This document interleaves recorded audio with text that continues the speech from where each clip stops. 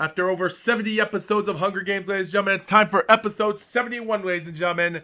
And yes, we're going back to WWE wrestlers, ladies and gentlemen. Only this time, let's give the boys a chance to throw it all in, ladies and gentlemen, because this is the greatest 12 of the greatest tag team wrestlers in history. These are 12 districts with the greatest of all time. And even though these are some wrestlers that were from the 70s and some in the 80s and 90s, and there's some, barely a little bit of them in the 2000s, which you might tell. And these are, and they're not just WWE wrestlers, but they're also WCW, TNA, and ECW wrestlers. So this is the reason why this is titled Tag Team Wrestlers and not WWE.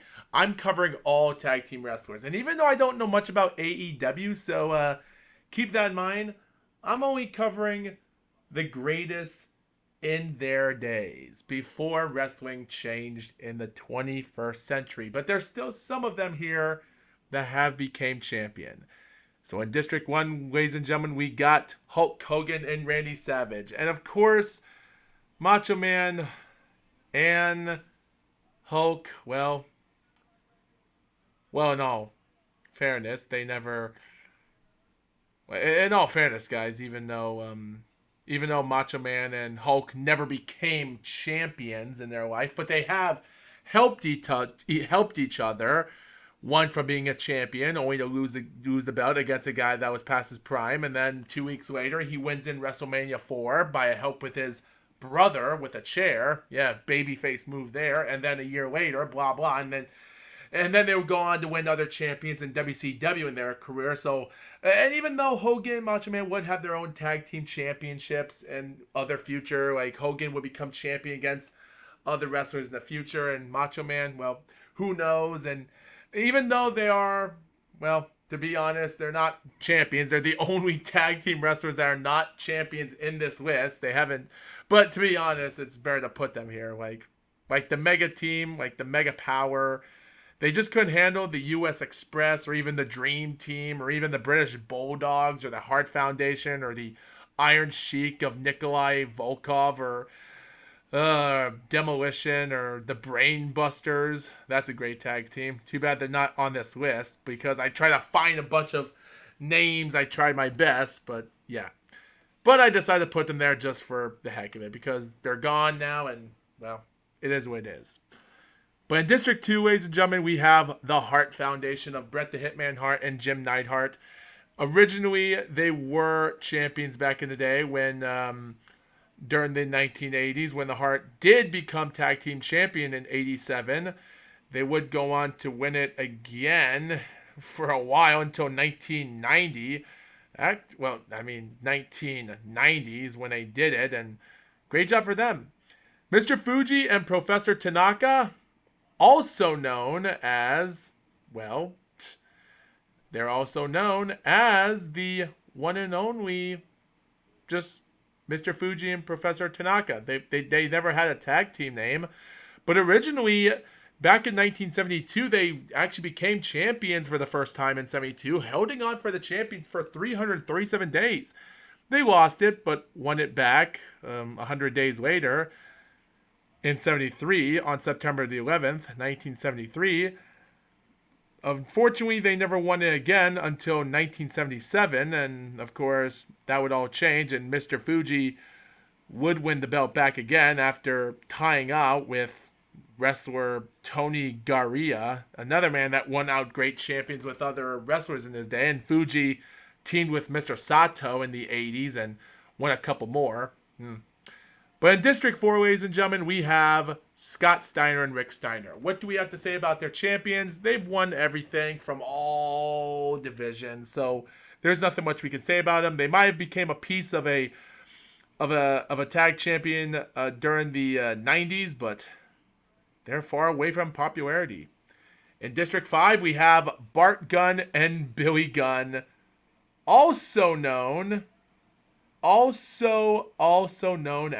the Smokin' Guns. They were tag team champions in 1995.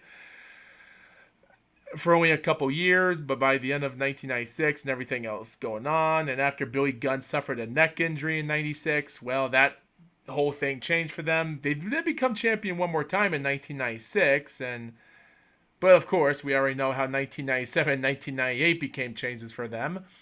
We also have District 6, Axe, and Smash, which were the group that would actually break the record for over 478 days after they defeated the Strike Force of Rick Martel and Tito Santana in WrestleMania 4. Held on the titles recordly until 478 days. They would win it back a little bit more, a couple more times. They did it with another team named friend of theirs named Crush in WrestleMania 6. They would win it for the third time. Crush was only once, so yeah. District 7, Earthquake and Typhoon. Earthquake and Typhoon, the natural disasters, never had a lot of fame. They held on their titles for 85 days in 1992, and, well, they deserve better. They're big dudes, and I gotta give it to them. In District 8, we have Jimmy Valiant and Johnny Valiant, and this is the old days when they were great. The Valiant brothers were dangerous at their time. They became champions. Not for long until the end of the decade of the 70s when WWF was mostly, well, used to be known as WWWF and then switched it for some random National Wrestling Alliance in 1979, but let's not get to that. Of course, we have the Hardy Boys, Jeff Hardy and Matt Hardy. They would become champions in 1999, and, well, their other careers until then, well, for the next couple decades, they would win it a bunch of more times in their career. In District 10, Bubba Ray Dudley and Devon Dudley, the Dudley Boys, have went on competition, destroyed it like never before, and we gotta give them credit. They've done it all, from TNA to ECW to WWE. You gotta give it to them. And in District 11, the Road Warriors, Animal and Hawk. There's nothing much you can say about them. They became killers, and that's all it was. They were the dangerous tag team you would ever watch. And finally, the Brothers of Destruction. What do you gotta say about them? People might say that they might be the greatest tag team wrestlers that have never been in the Hall of Fame. We'll just have to wait if Kane and Undertaker will be in the Hall of Fame. So, hey, there's nothing much to say about that. So with that being said, let's break it down, shall we? The tribute stand, the podium sounds, everything else after 7 minutes of talking. Hawk runs away. Billy Ass Gunn runs away. Jimmy runs away. Tanaka runs away. Johnny, everyone's running away except Scott. He takes a sickle, obviously. Fuji, Hulk runs away. Savage gets a spear. Jim Neidhart accidentally steps on a landmine. Great. Whoa, and Bubba Ray Dudley takes out The Undertaker with a chest. That's what you get, Undertaker. If you're not a dead man, then you might not live for long. So, good job for Bubba Ray to eliminate him quickly before he would become the dead man. Technically, the Brothers of Destruction were, at the time he was, not the dead man. So, good job.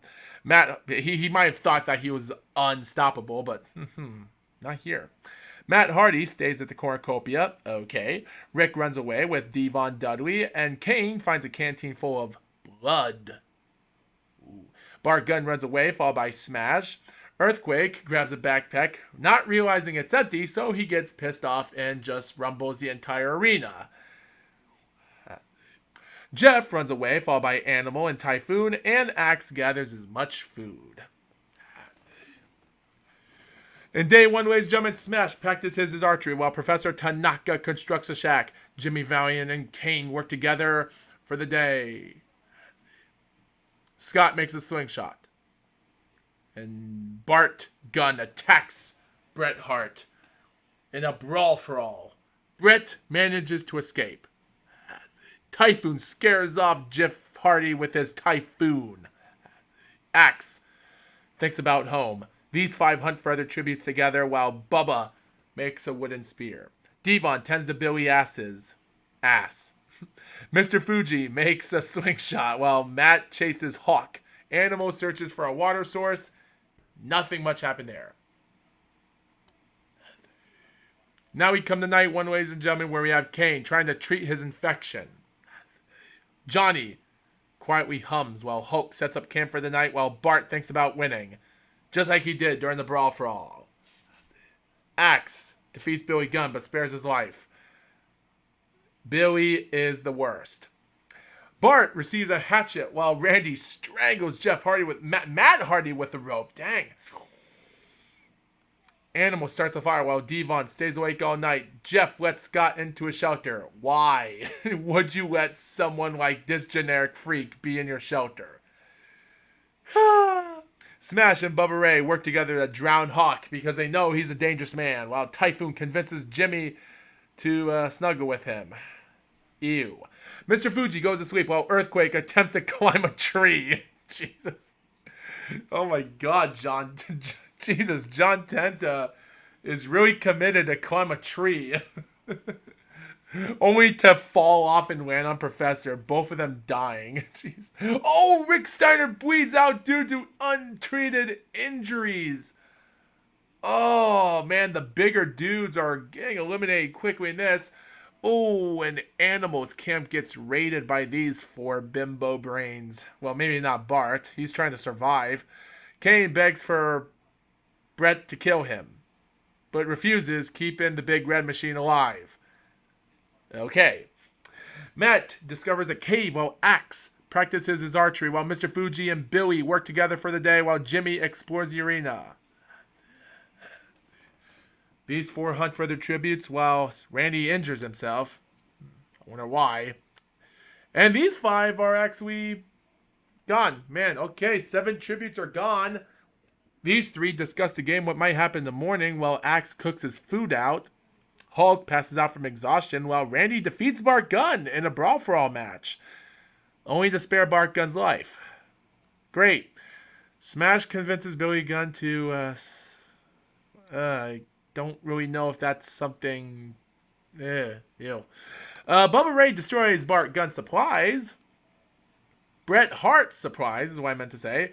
Animal and Scott work together to drown Jeff Hardy to take out the last Hardy Boy, while Jimmy Valiant thinks about home. Well, the Hardy Boys are gone. While Jimmy's cooking his food out with Mr. Fuji staying awake all night. Sounds like the Hardy Boys are out. First team out. Gonna have to check the list there.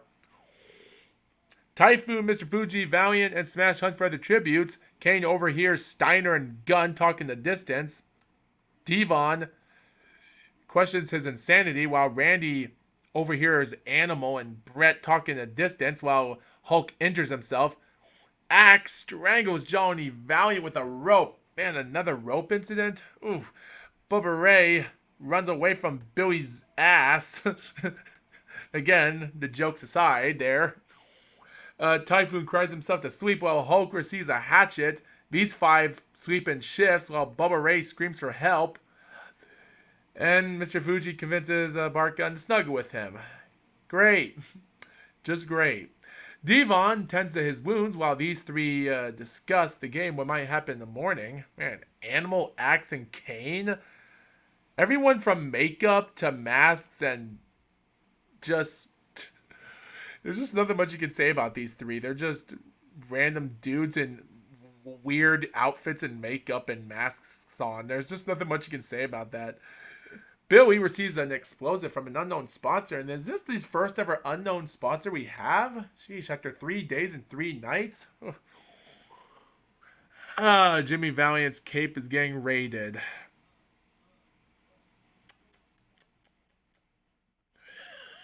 Anyway, Hulk discovers a river while Bart catches Bubba Ray off guard, killing him with a first round knockout.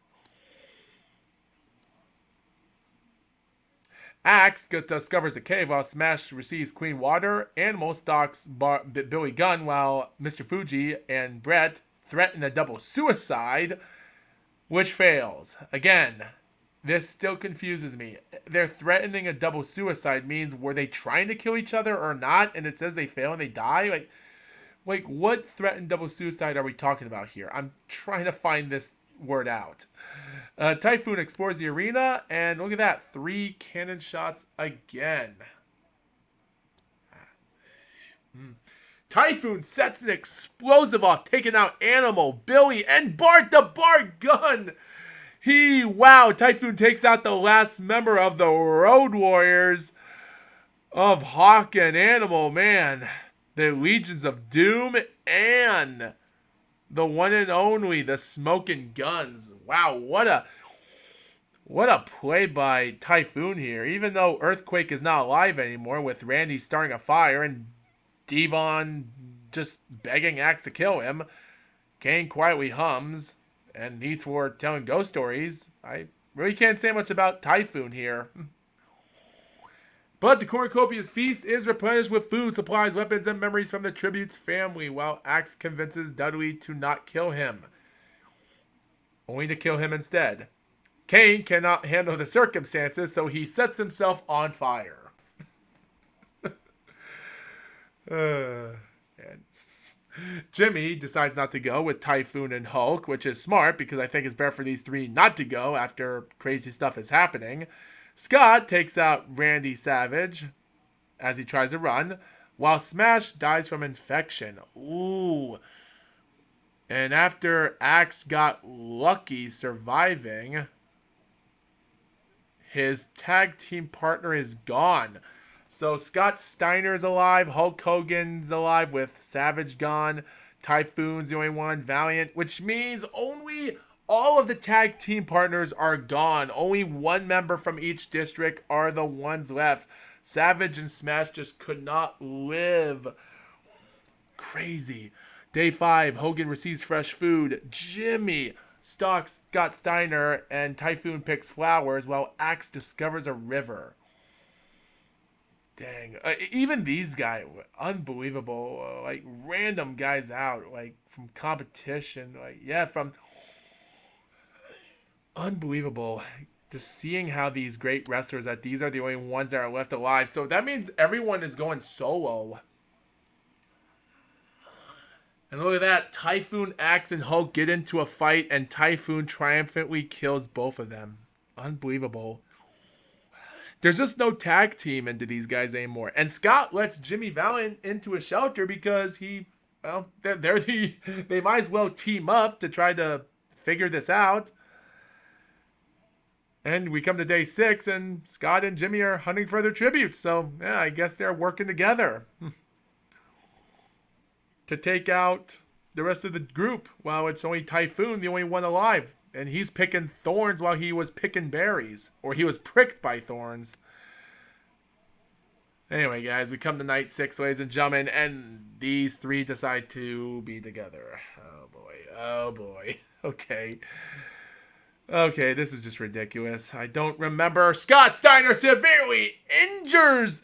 He betrays his tag team partner out and leaves him to die, but it doesn't matter because Typhoon dies from his infection. Oh, Big Papa Pump has got you hooked up, and then he betrays you. Wow, unbelievable. What an amazing performance. Guys, Typhoon had more kills in this competition than ever. And, like, man, unbelievable. Congratulations to Scott Steiner, the Steiner brothers. Well, Rick Steiner didn't do so well, finishing 18th. And even Typhoon's partner, Earthquake, got eliminated early on. And, man, unbelievable. Again, yeah, the Hardy Boys, 22nd, 17th. Right, the other districts are gone early on. Like even after them were gone, Bubba Ray and Hart. Yeah, oh boy, I'm trying to figure that out. Yeah, like Mr. Fuji, them. I think they were second on, and then Hart was. Man, I gotta check out the tag team theirs. But look at this! What an amazing performance by a lot of these players after 7 days of competition. And these are the numbers of districts that finish in top order, so take that for what you will. And again, Typhoon with 5 total points. That's crazy, but Scott Steiner got the run there, and he took him out. And even Smash and Axe are the only tag team wrestlers that have scored a kill from their same district. Like Bubba Ray was going solo, Bart Gunn and Savage Animal. None of their other tag team partners wanted to even... Unbelievable. Well, anyway, guys, thank you for watching this episode. Another great, exciting episode of Hunger Games. But next time, ladies and gentlemen, it is going to be the lottery numbers, ladies and gentlemen. And, guys, this month of November, I have more Hunger Game videos to show for you, so stay tuned. The month of November and December is going to be crazy. So with that being said, see you next time.